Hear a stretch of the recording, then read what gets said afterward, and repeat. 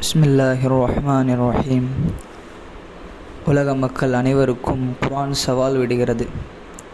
என்ன சவால் என்றால், இதை போன்ற ஒரு வேதத்தை கொண்டு வருமாறு, அல்லது இதை போன்ற ஒரு சூறாவை கொண்டு வருமாறு, அல்லது இதை போன்ற ஒரு ஆயத்தை கொண்டு வருமாறு உலக மக்களுக்கு மட்டுமல்ல ஜின்களுக்கும் சேர்த்து சவால் விடுகிறது.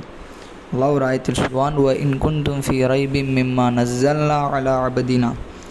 நம் அடியாராகிய முஹம்மது ஸல்லல்லாஹு அலைஹி வஸல்லம் அவர்கள் மீது இந்த வேதத்தை இறக்கிறோமே, இந்த வேதத்தின் மீது சந்தேகப்பட்டால் ஃபஅது பிசூரத்தின் மின் மிஸ்லி, இது போல் ஒரு சூறாவை கொண்டு வாருங்கள், அதற்கு உதவியாளராக யாரை வேணாலும் அழைச்சிக்கங்க என்று அல்லாஹ் சொல்லி காட்டுகிறான்.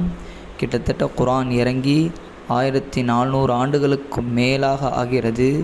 இந்த குர்ஆனுடைய சவாலை ஏற்று செயல்பட்டு தோற்றவர்களும் உண்டு, இந்த குர்ஆனுடைய சவாலை ஏற்காதவர்களும் உண்டு.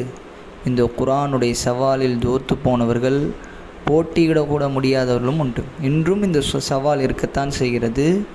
குர்ஆனை போன்று, குர்ஆனுடைய வசனங்களை சூறாவை போன்று ஒன்றை கொண்டு வாருங்கள் என்று அல்லாஹ் சொல்லி காட்டுகிறான்.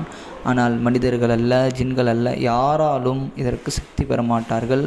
ஏனென்றால் இந்த குர்ஆன் அல்லாஹ்வின் புறத்திலிருந்து அருளப்பட்டது.